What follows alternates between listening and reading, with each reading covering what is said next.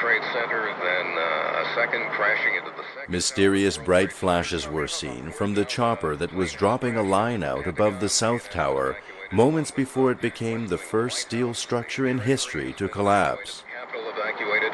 The Sears Tower in Chicago has been evacuated. There was no threat of an attack against the Sears Tower, but they're obviously going to quit while they're ahead. As Chopper 4 emerges from the smoke above the North Tower.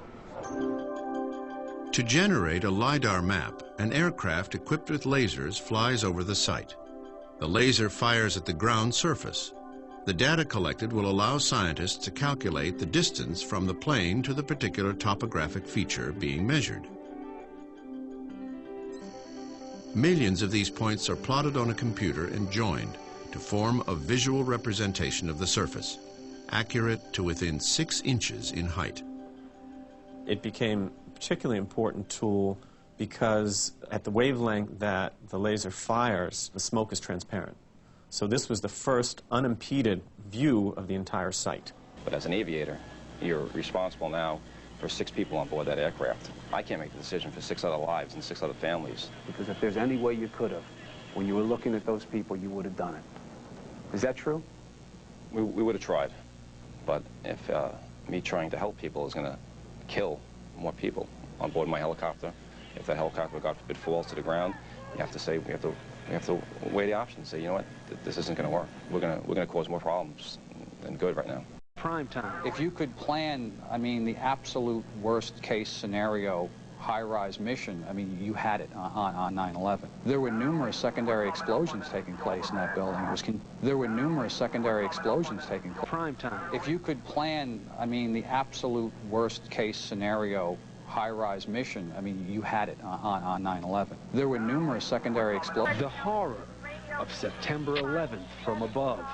Video shot from a police rescue helicopter, given exclusively by the NYPD to primetime. If you could plan, I mean, the absolute worst case scenario high-rise mission, I mean, you had it on 9/11. There were numerous secondary explosions taking place in that building. They would continue.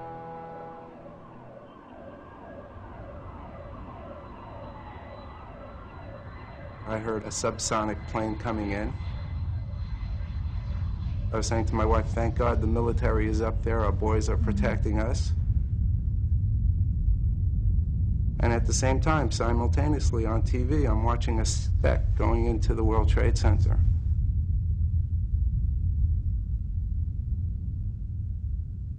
I said, oh my God, I can't believe it, another plane. I didn't realize that I had a picture of the plane approaching, because when I realized what was happening, I stopped taking pictures and I actually dropped the camera. I have a photograph of somebody's ankles on the roof. Yes.